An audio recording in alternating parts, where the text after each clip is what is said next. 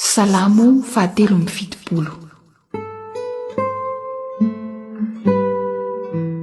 Ny amin'ny tsy haketraka ny olon'Andriamanitra raha mahita ny ratsy fanaham-binina.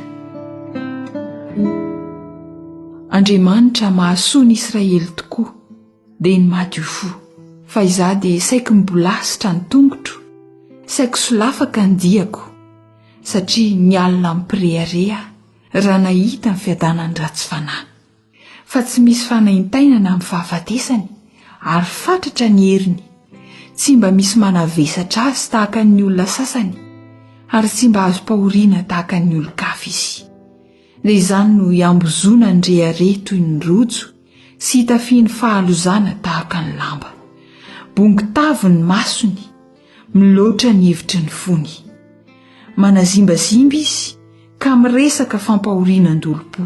Avavy izy, manao vava manakatra ny lanitra izy, ary ny lelany mandeha mitety ny tany.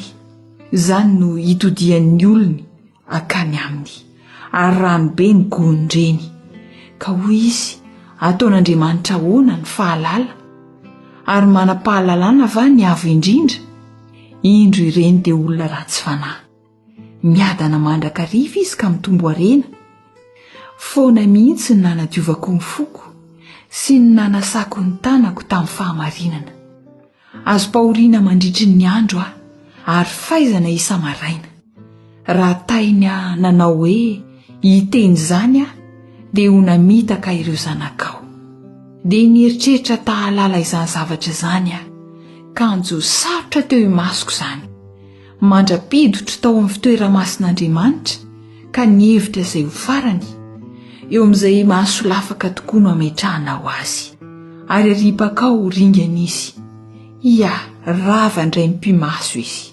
Levina izy, maty java-mahatahotra izy, tahaka ny anaovan'ny olona ny nofony no ho tsinotsinona.